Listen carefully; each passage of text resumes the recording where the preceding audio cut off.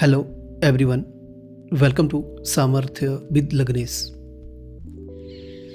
एक बार की बात है, एक अधिकारी अपनी डेली रूटीन की तरह मॉर्निंग वॉक करने के लिए जा रहे थे और रास्ते में चलते चलते उनके दिमाग में एक बात आई कि अब हमने अपने जीवन का बहुत सा समय अपनी जॉब में लगाया है और अपने बेटा बेटी की देखरेख में या फिर यूँ कह कि गृहस्थ जीवन में लगा दिया है और अब हमें वानप्रस्थ जीवन की तरफ को प्रस्थान करना चाहिए। और यही सोचते हुए अधिकारी आगे बढ़ रहे थे और साथ में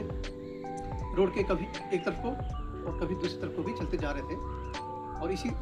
कसमकस में कि क्या हमें वानप्रस्थ जीवन में प्रस्थान करना चाहिए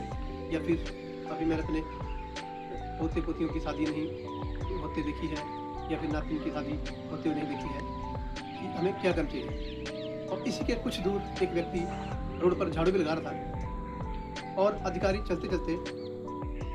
उस झाड़ू लगाने वाले व्यक्ति के नज़दीक पहुंच जाते हैं और झाड़ू लगाने वाले व्यक्ति ने अधिकारी को कहा कि साहब एक तरफ हो जाइए। वैसे तो झाड़ू लगाने वाले व्यक्ति ने अपनी समझ से ठीक कहा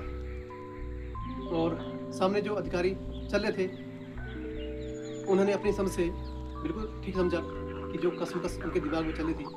कि हाँ हमें एक तरफ होना चाहिए, दोनों में से एक तरफ होना ही सही है। तो फिर अधिकारी ने कहा कि आप सही कह रहे हैं। तो यहाँ हमें आप सबको भी यही बताना कि कभी कभी छोटे लोग या फिर जिन्हें हम कभी कभी जाने अनजाने में नज़रअंदाज कर देते हैं, उनसे भी हमें काफ़ी बातें सीखने को मिल जाती हैं और निर्णय लेने में भी सहयोग मिल जाता है उन सब की बातों से।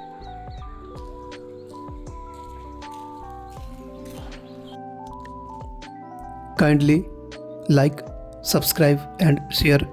Samarthya with Lagnesh. Thanks to all.